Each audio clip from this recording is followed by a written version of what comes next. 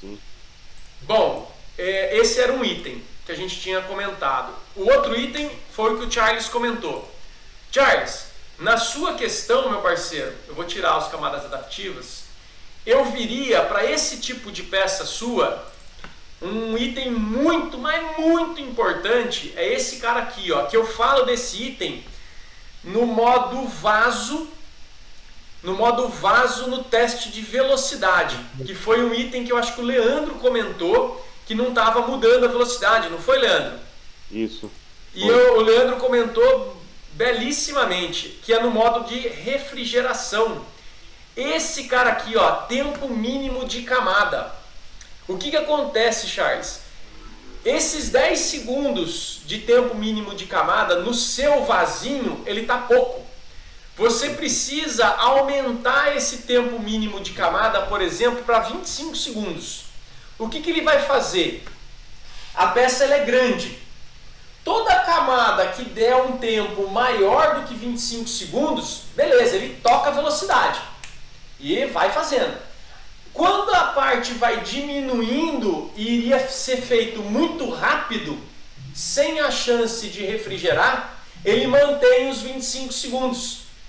E aí o que ele faz? Ele diminui a velocidade até 10 milímetros por segundo para tentar aumentar o tempo entre as camadas. Você entendeu ou não? Então você vai perceber, eu vou colocar aqui, por exemplo, ó, deixa eu ver aqui, vou colocar 50 segundos aqui, ó, velocidade regular da ventoinha, e vou mandar fatiar. Só para a gente ver se nesse caso aqui vai ter alguma camada que vai dar menos de 50 segundos para ser feita. E aí a gente vai ver a variação na velocidade.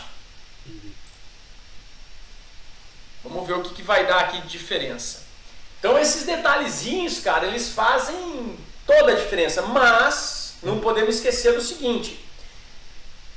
Mais uma vez, se a gente diminuir a velocidade, a gente tem que mudar a temperatura. Então, quando a gente fala assim, ele está trabalhando com 40 milímetros por segundo e do nada ele abaixa para 10 milímetros por segundo, você vai ter um prejuízo ali de alguma coisa. Você está entendendo? Por quê? Porque você estava usando, sei lá, 180 graus de material, 200 graus, por exemplo, e aí você precisava trabalhar numa temperatura mais baixa. Olha só, questão de velocidade. Ó, no item velocidade, ele manteve, ó, como ele está com 50 segundos por camada, olha só, essa camada aqui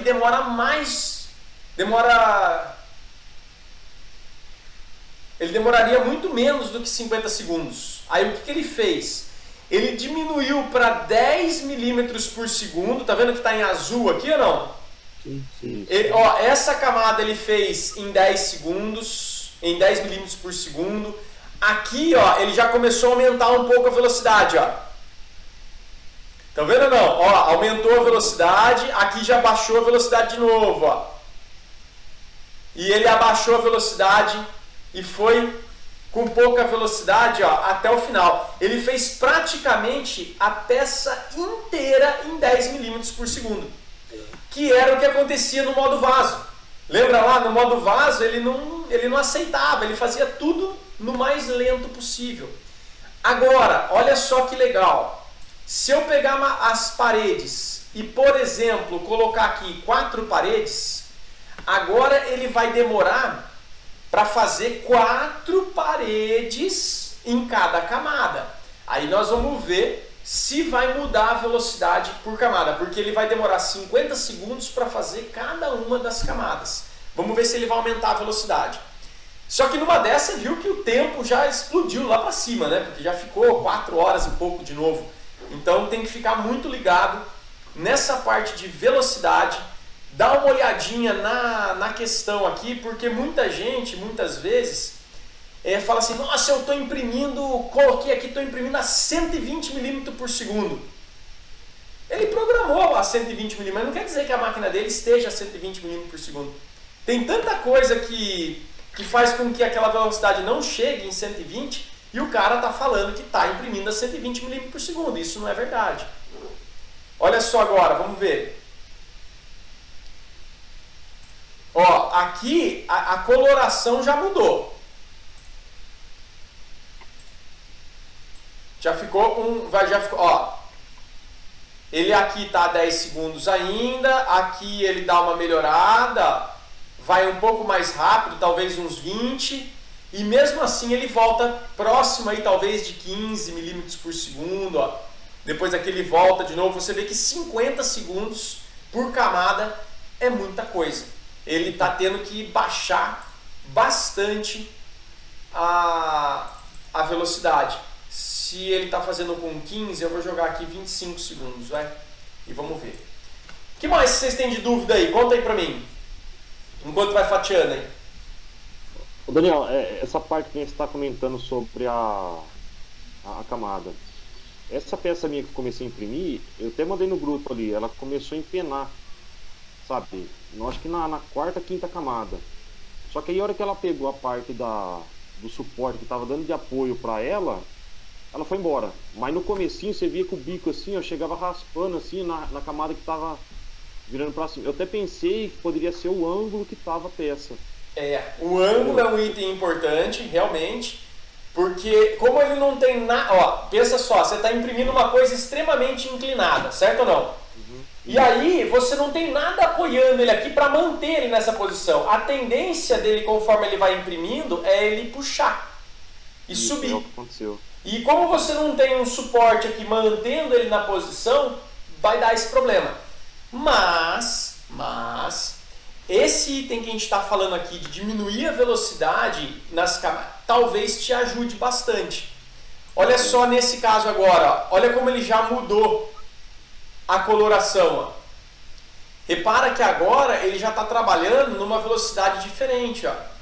Ele já aumentou talvez aqui para próximo de 30 milímetros por segundo aqui, ó.